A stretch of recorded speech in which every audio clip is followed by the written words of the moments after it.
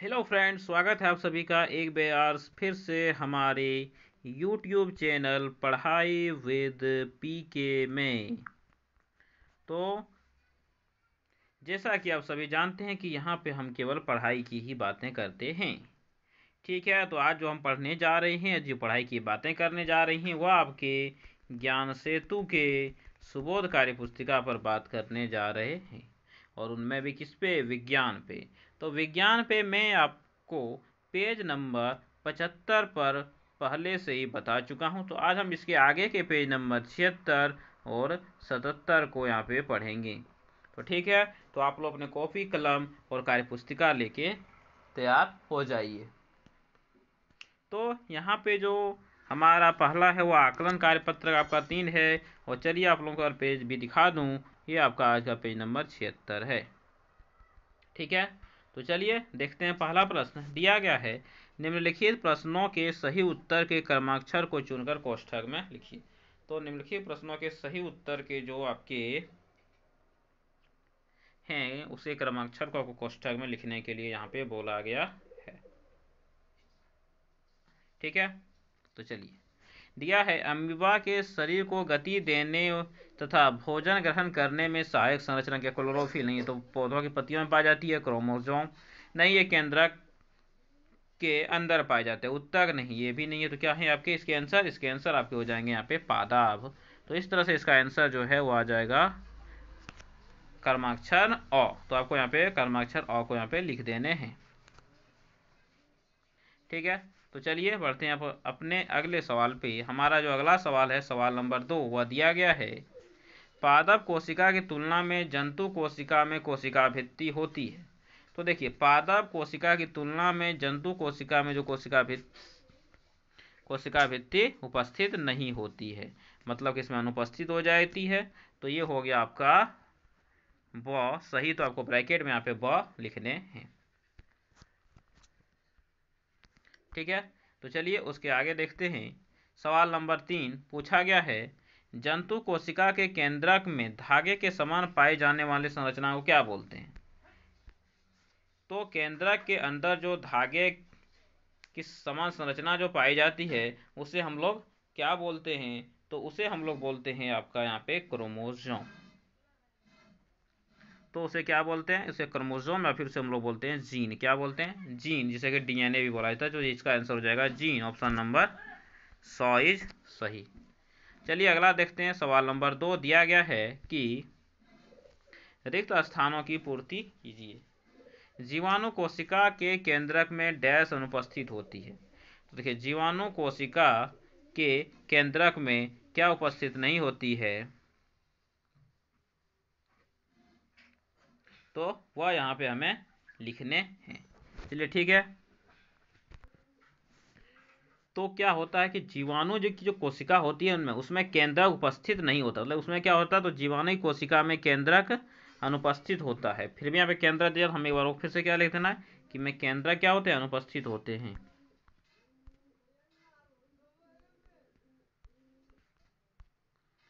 जीवाणु की कोशिका में केंद्रक जो होते हैं वो आपके अनुपस्थित होते हैं। तो ये हो गया आपके यहाँ पे इसके सही जवाब। चलिए ठीक है, देखते हैं अगला सवाल दिया है, पौधों में कोशिका झिल्ली की अतिरिक्त एवं बाहरी मोटी परत होती है, उसे क्या कहते हैं? तो देखिए, तो पौधों की कोशिका में कोशिका झिल्ली के बाहर जो परत होती है उसे हम लोग क्या कहते हैं? बिल्कुल सही, उसे हम लोग कहते हैं कोशिका भित्ति। तो यहाँ पे इसका सही जवाब क्या हो जाएगा? इसका सही जवाब हो जाएगा कोशिका भित्ति।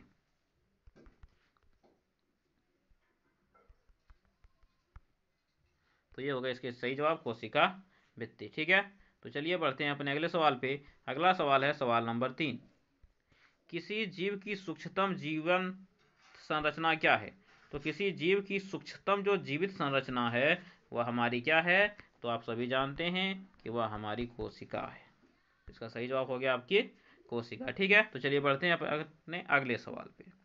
सवाल नंबर 3 दिया गया है, नीचे कुछ जीवों के नाम लिखे गए हैं, इनमें एक कोशिका एवं बहुकोशिक जीवों के आधार पर तालिका में लिखिए। ठीक है, तो देखिए, जो एक कोशिक जीव है उसे मैं यहाँ पे आपका ग्रीन साइन से दिखा रहा हूँ, जो बहुकोशिक जीव है उसे मैं येलो साइन से दिखा रहा हूँ।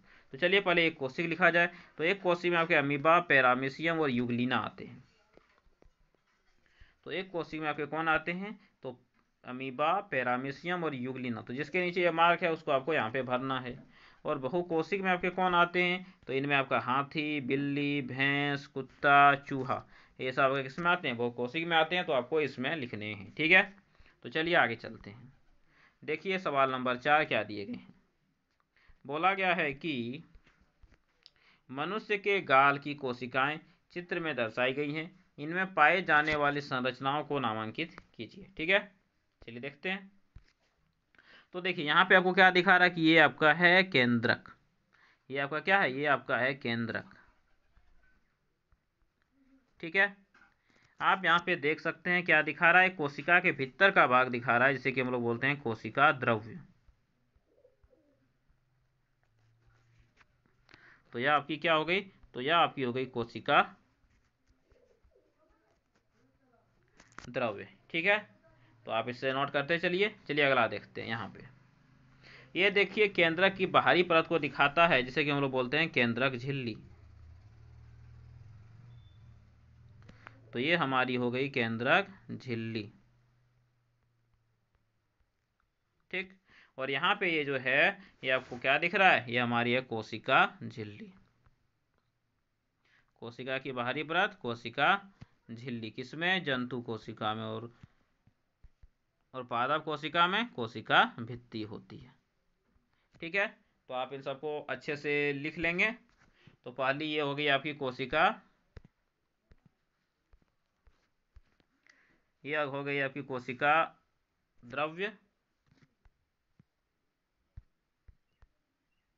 देखिए दिखा हुआ, ये हो गया आपकी कोशिका द्रव्य, ये हो गया आपका केंद्रक, ये हो गई आपकी कोशिका झिल्ली, और ये हो गया आपका केंद्रक झिल्ली। ठीक है, तो चलिए अब अगले सवाल पे बढ़ें। ठीक है, तो बढ़ते हैं अपने अगले सवाल पे। हमारा अगला सवाल आपको दिख रहा है आपकी स्क्रीन पे, सवाल नंबर 5 है। दिया गया है पौधों पादपों की पत्तियों में क्लोरोप्लास्ट क्यों जरूरी है। तो आपने कक्षा 7 में पढ़ी होगा, फिर कक्षा 8 में ही पढ़ा होगा कि प्रकाश संश्लेषण कहाँ होता है, पौधे की पत्तियों के क्लोरोप्लास्ट में, इसलिए प्रकाश संश्लेषण के लिए क्लोरोप्लास्ट आवश्यक है। तो लिखेंगे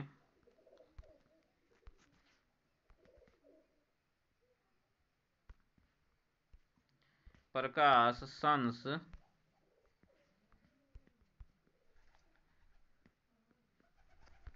संश्लेषण के,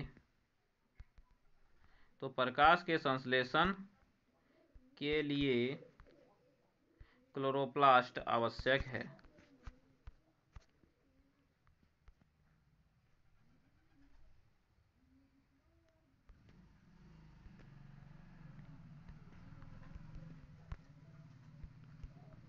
ठीक है, तो ये हो गए आपके आंसर। तो आपको इसको इसी तरह से लिख लेने थे। आपका अगला सवाल दिया गया है कोशिका में पाए जाने वाले गुणसूत्रों के कार्य बताइए। तो कोशिका में पाए जाने वाले गुणसूत्रों के क्या कार्य हैं, तो यह आनुवांशिक गुणों को एक पीढ़ी से अगली पीढ़ी को हस्तांतरित करती है। तो लिखेंगे यह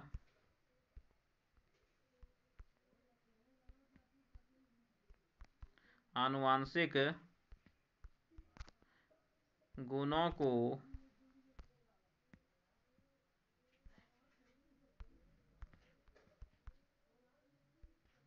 एक पीढ़ी से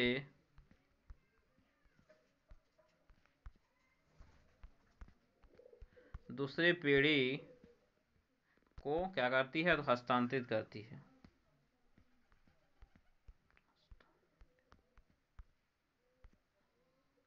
को स्थानांतरित करती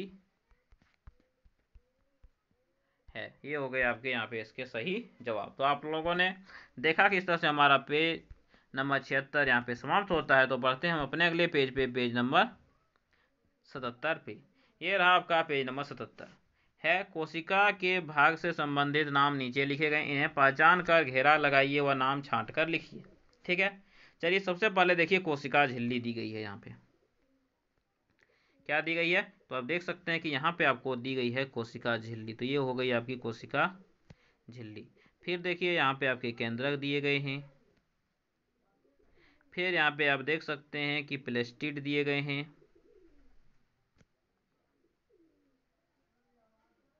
प्लेस्टिड कोशिका संबंधित भाग नहीं है। ठीक है, आप यहाँ पे देख सकते हैं कि आपके गुणसूत्र दिए गए हैं, कोशिका से संबंधित भाग है।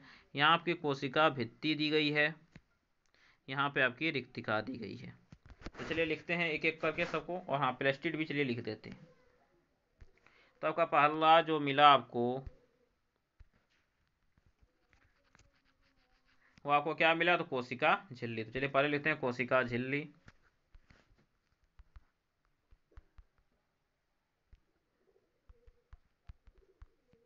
तो ये हो गया कोशिका झिल्ली। उसके बाद क्या मिला? कोशिका भित्ति। ये हो गया आपकी कोशिका भित्ति। उसके बाद क्या दिया गया है? उसके बाद मिला केंद्रक। ये हो गए आपके केंद्रक। उसके बाद आपको क्या मिले? तो गुणसूत्र मिले। तो ये हो गए आपके गुणसूत्र। उसके बाद क्या मिले? तो प्लेस्टिड मिले।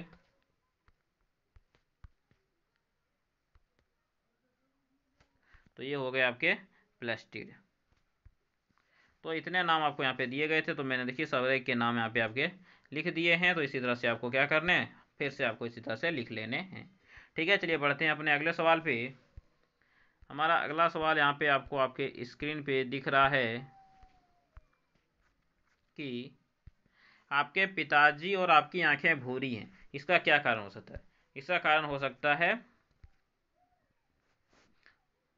आनुवांशिक गुणों के कारण। किसके कारण होता है? आनुवांशिक हो सकता है। तो लिखेंगे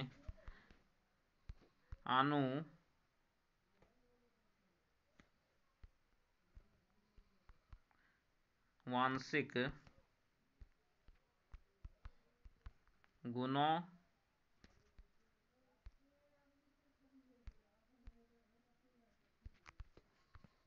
के कारण। ये हो गए आपके आनुवांशिक गुणों के कारण। ठीक है, चलिए अगला देखते हैं। दिया गया है पादप कोशिका तो जंतु कोशिका में कोई तीन अंतर लिखिए। चलिए लिखते हैं। तो पादप कोशिका में सबसे पहले कोशिका भाग लिखते हैं, कोशिका भित्ति। ये हो गई आपकी कोशिका भित्ति। ठीक है, तो कोशिका भित्ति पादप कोशिका में क्या होती है? उपस्थित होती है। तो आप यहाँ पे लिखिएगा उपस्थित, और यहाँ पे लिखिएगा अनुपस्थित। जहाँ पे उपस्थित लिखिएगा वहाँ पे देख सकते हैं कि मैं यहाँ पे सही निशान लगा देता हूँ, उपस्थित, इसमें लिखिएगा आप अनुपस्थित। ठीक है, चलिए दूसरा लिखते हैं रिक्तिका। रिक्तिका, तो रिक्तिका क्या आपको बताए थे? यहाँ पे क्या होती है? इसमें बड़ी, इसमें क्या होती है? छोटी। ठीक है, चलिए चलते हैं अगले सवाल पे। कोशिका झिल्ली का प्रमुख कार्य क्या है? तो कोशिका झिल्ली का कार्य है कोशिका को आकृति प्रदान करना और पदार्थों के आवागमन को नियंत्रित करना। तो लिखेंगे कोशिका को आकृति प्रदान करना, और दूसरा क्या हो जाएगा?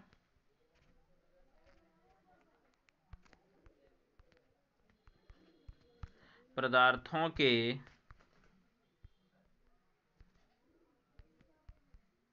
आवागमन को नियंत्रित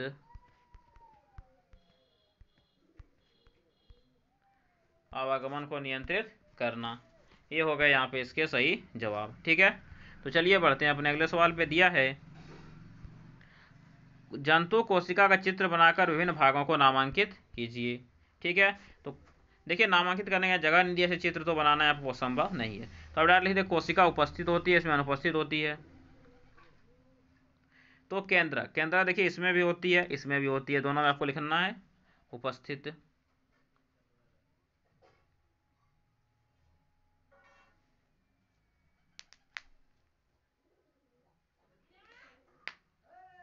देखिए ये जो आपको यहाँ पे दिए गए हैं वो कुछ समझ में नहीं आ रहे हैं क्या दिए हैं।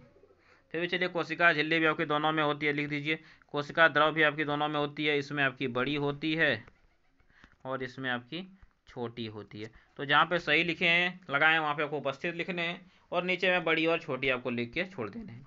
इस तरह से आपका पेज नंबर 77 होता है समाप्त। लेकिन अंत में आप सभी लोगों से एक बार रिक्वेस्ट है कि यदि आपने हमारे चैनल को सब्सक्राइब नहीं किया तो प्लीज़ हमारे चैनल को सब्सक्राइब करें, लाइक बटन को क्लिक करें और इसे अपने दोस्तों को ज़रूर शेयर करें, ठीक है, तो चलिए मिलेंगे अगले वीडियो में, तब तक के लिए धन्यवाद। जय हिंद, वंदे मातरम।